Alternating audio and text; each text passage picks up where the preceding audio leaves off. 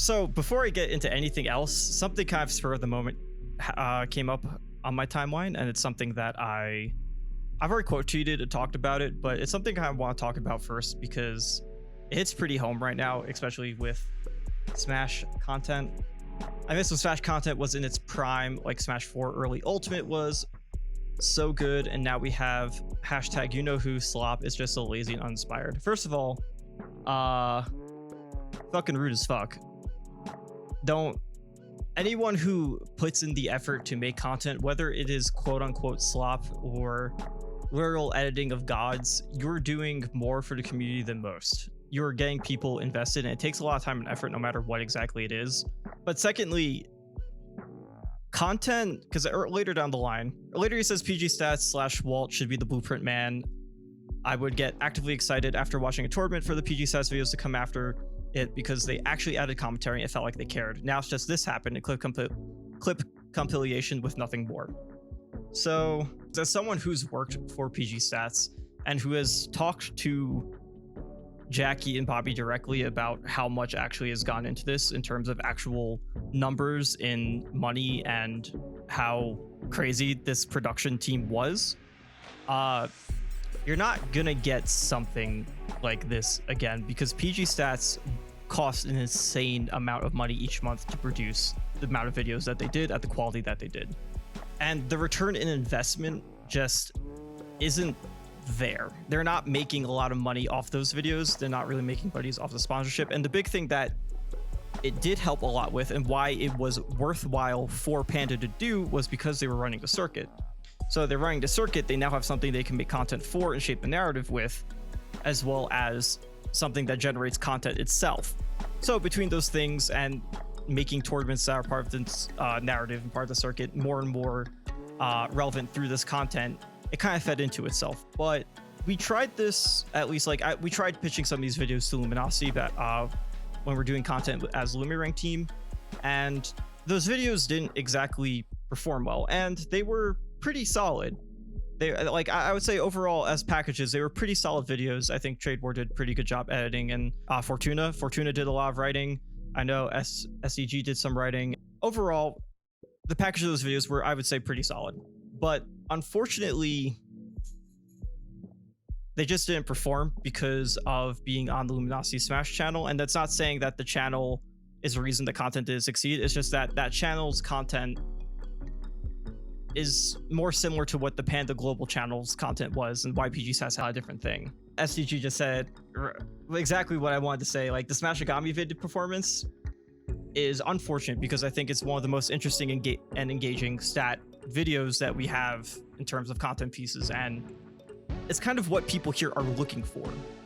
The issue that kind of unfolds here is that the level of content and the frequency that PGSAT's done is just not feasible, and other parties who could potentially do it just aren't interested. And I can tell you by firsthand, based on talking with Luminosity, they're not interested in starting a PGStats-esque channel. I've tried to get that done.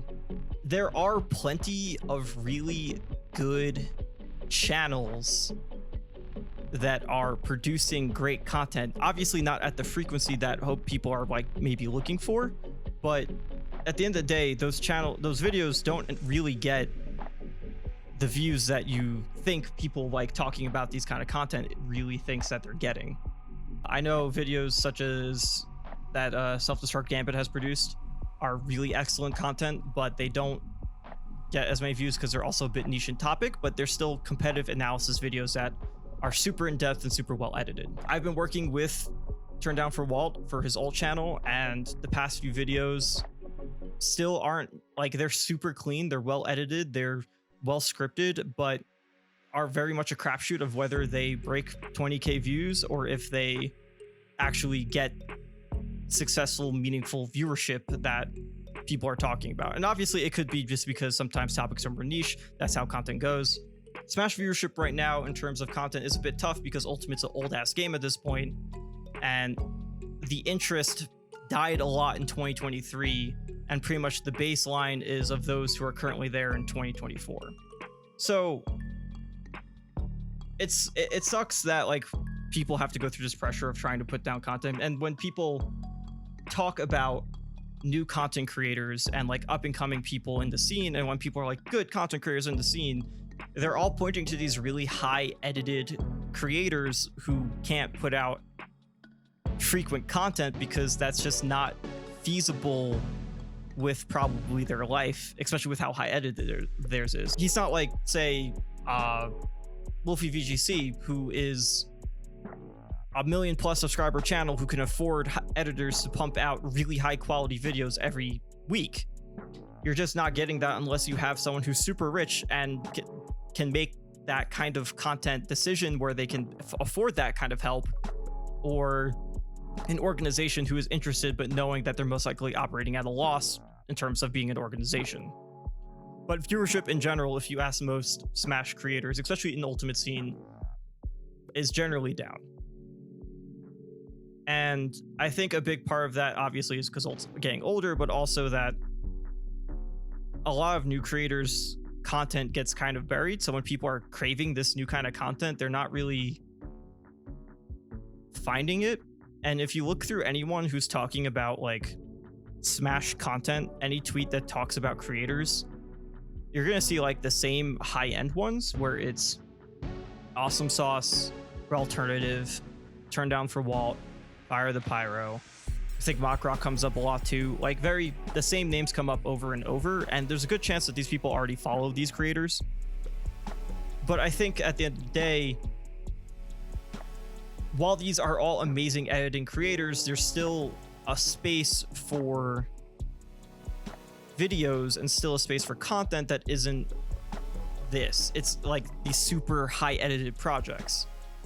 And I think calling it slop is a bit... Sure, there are content that I think is very low effort, like Can You Go Under Battlefield? This is like a very minimal thing that for some reason gets a ton of views. I don't know how. But at the same time, I don't think it's good for every piece of content in the sphere to be this, because the content that is in middle effort or even low effort, which is just talking from a mic like I'm just doing now and just talking about things, is still content that could be good and serve for the community.